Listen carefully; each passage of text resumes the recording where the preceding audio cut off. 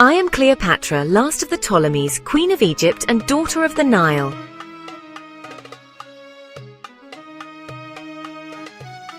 From my earliest days I was groomed for power, taught to wield my mind as sharply as any sword. My father, Ptolemy XIV, ruled Egypt, but it was Rome that truly held sway. When he died, I was thrust into a world of intrigue and danger. My brother, barely more than a child, became my co-ruler and my greatest threat.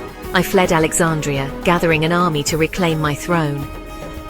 It was then that fate brought Julius Caesar to Egypt's shores. In him, I saw not just a conqueror, but an opportunity. They say I smuggled myself into his chambers, wrapped in a carpet.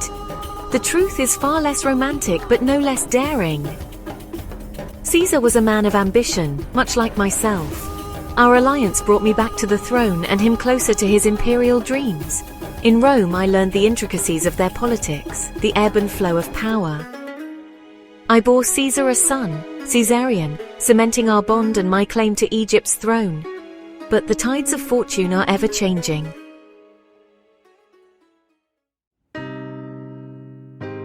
Caesar's assassination threw the world into chaos. I returned to Egypt, my future uncertain. It was then that Mark Antony entered my life. In him, I found not just an ally, but a kindred spirit. Together we dreamed of an empire to rival Rome itself.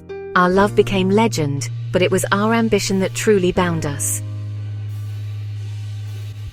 We expanded Egypt's influence, reclaiming lands lost to time and conquest. But dreams, like empires, are fragile things.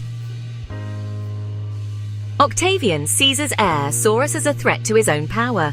He turned Rome against us, painting me as a foreign seductress. At Actium, our fate was sealed. Our fleet lay in ruins, our dreams shattered.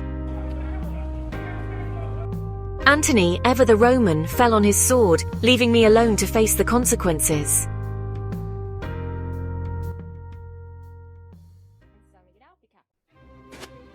Now, as Octavian's armies march on Alexandria, I face my final choice. I have lived as a queen, loved as a woman, and fought as a leader.